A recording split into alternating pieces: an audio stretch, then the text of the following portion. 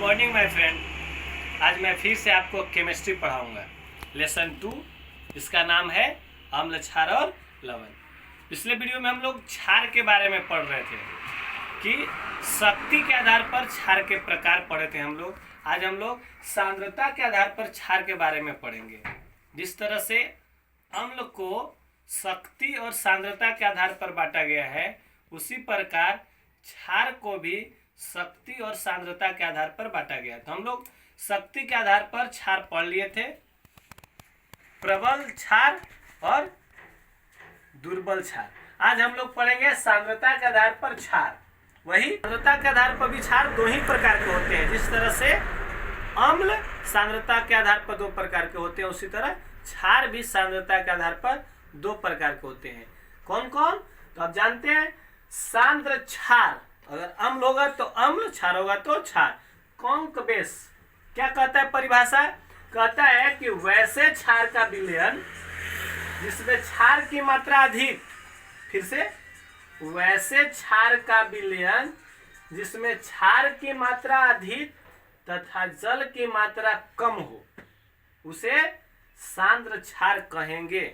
यानी कि अगर क्षार का विलयन है और उस विलयन में क्षार की मात्रा ज्यादा है और जल की मात्रा कम है, तो उस क्षार को हम सांद्र क्षार कहेंगे। आई बात समझ में? अगला हमारा है तनु क्षार। क्या कहता है इसके विपरीत?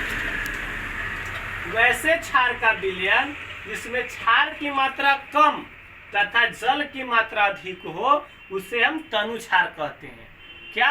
जिसमें अगर क्षार का विलयन है, अगर उसमें क्षार कम जल ज्यादा है, उस क्षार को हम तनु क्षार कहते हैं।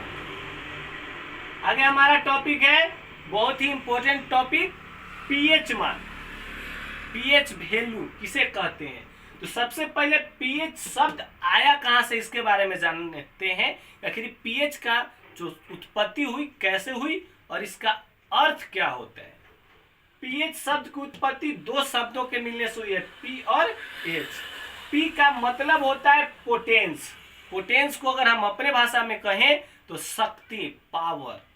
और एच का मतलब होता है हाइड्रोजन आयन, अर्थात हाइड्रोजन आयन की शक्ति। फिर से पी और एच का मान बना है, पी और एच दो शब्दों से बना है। पी का मतलब पोटेंस, शक्ति, एच का मतलब हाइड्रोजन आयन। अगर हम साथ में कहें तो हाइड्रोजन आयन की शक्ति, यानी कि हाइड्रोजन आयन की शक्ति को पीएच कहते हैं। पीएच मान क्या है? तो हमारा परिभाषा कहता है कि किसी भी विलयन में उपस्थित हाइड्रोजन आयन, कोई विलयन है, उस विलयन में जो उपस्थित होंगे हाइड्रोजन आयन के सांद्रता के लघुगणक के ऋणात्मक मान को पीएच मान कहते हैं। ये हमारा पीएच मान का परिभाषा है। क्या है परिभाषा? किसी भी विलयन में उपस्थित हाइड्रोजन आयन के सांद्रता के लघुगणक के ऋणात्मक मान को पीएच मान कहते हैं। अगर हम इसे सूत्र के माध्यम से अगर बताना चाहें, दिखाना चाहें, तो पीएच बराबर होता है माइनस लॉग हाइड्रोजन आयन। क्या होता है पीएच बराबर? Minus log hydrogen ion. परिभाषा इससे भी लिख सकते हैं कि विलयन में हाइड्रोजन आयन के सांद्रता के लघुगणक के ऋणात्मक मान को पीएच मान कहते हैं। ये हमारा है पीएच मान का परिभाषा। आगे देखते हैं पीएच स्केल। माने स्केल का मतलब एक मापक जिससे हम पीएच मापते हैं किसी विलयन का। तो वह स्केल जो किसी भी विलयन के अम्लीय, क्षारीय तथा लवणीय की जानकारी देता है, उसे हम पीएच स्केल कहते हैं। स्केल का मतलब मापक, मापने वाला यंत्र। वह यंत्र जो किसी विलयन के अम्लीय, क्षारीय या लवणीय के बारे में जानकारी देता है कि कोई विलयन कितना अम्लीय है, कितना क्षारीय है या कितना लवणीय है। तो उस स्केल को पीएच स्केल कहते हैं, जिस स्केल के सहायता से अम्लीय, क्षारीय और लवणीय को हम मापते हैं। जैसे हमारा एक डायग्राम है जिसमें पीएच स्केल में 0 से लेकर 14 तक का अंक अंकित रहता है, लिखा रहता है। तो 0 से लेके 7 तक, यहाँ पे 7 होगा, इससे पहले तक का जो भी होगा, अगर वैल्यू किसी बिलियन का 0 से लेके 7 तक, यानी 7 से कम पहले तक, तो वह जो भी पदार्थ होंगे, जो भी बिलियन होंगे, वो सभी अम्लीय होंगे। और 7 से जो अधिक होंगे 14 तक, वो सभी क्षारीय होंगे। और जिनका पीएच मान 7 होगा वो उदासीन या लवणीय होंगे। अब सवाल आता है कि यदि कोई बिलियन में अम्लीय में ही किसी बिलियन का पीएच मान 1 और किसी का 4 है, तो कौन ज्यादा अम्लीय होगा, कौन कम अम्लीय होगा? अब याद रखिएगा कि जिस अम्लीय बिलियन का पीएच मान कम होगा वो अधिक अम्लीय होगा, और जिस अम्लीय बिलियन का पीएच मान अधिक होगा वो कम होगा।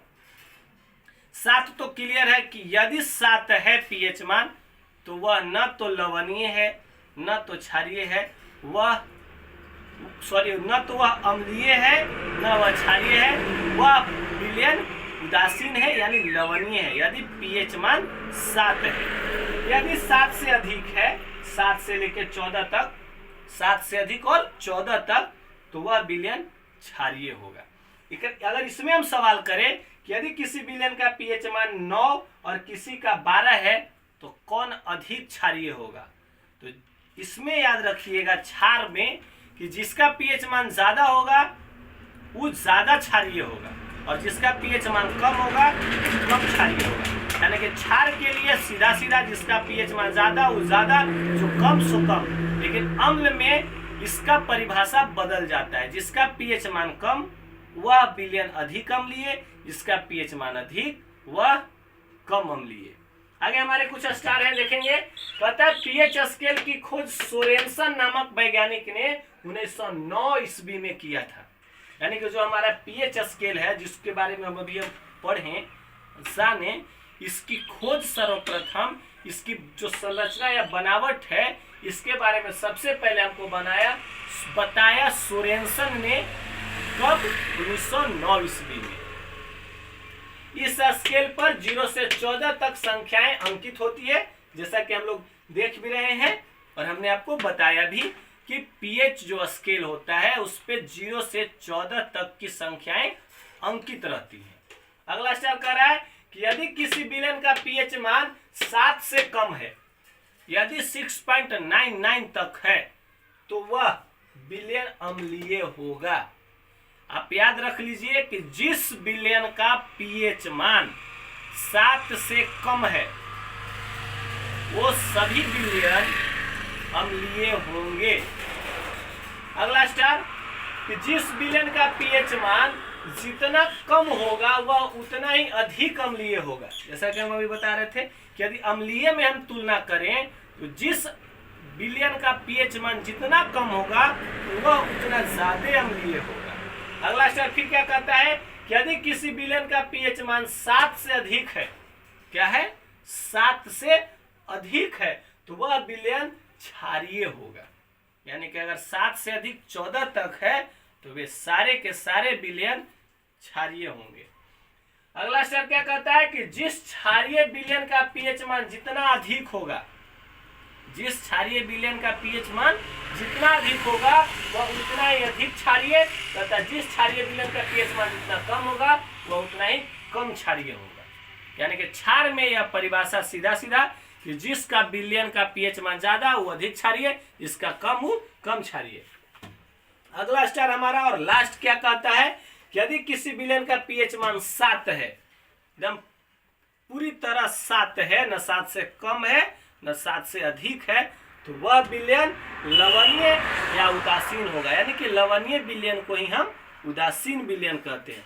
तो ये हमारा दूसरे लेसन का सबसे इम्पोर्टेंट टॉपिक था जो मैंने आज आपको पढ़ाया। तो अगर आपको इस चीज को दोबारा समझना हो तो आप वीडियो को बार बार देख सकते हैं। और एक बात, हाँ, आप इस चीज का नोट भी बना सकते हैं। सिर्फ वीडियो देखने से आप हमेशा के लिए इसे अपने पास नहीं रख सकते, इसलिए आप इसका नोट कॉपी भी बनाएं और उसे याद करें।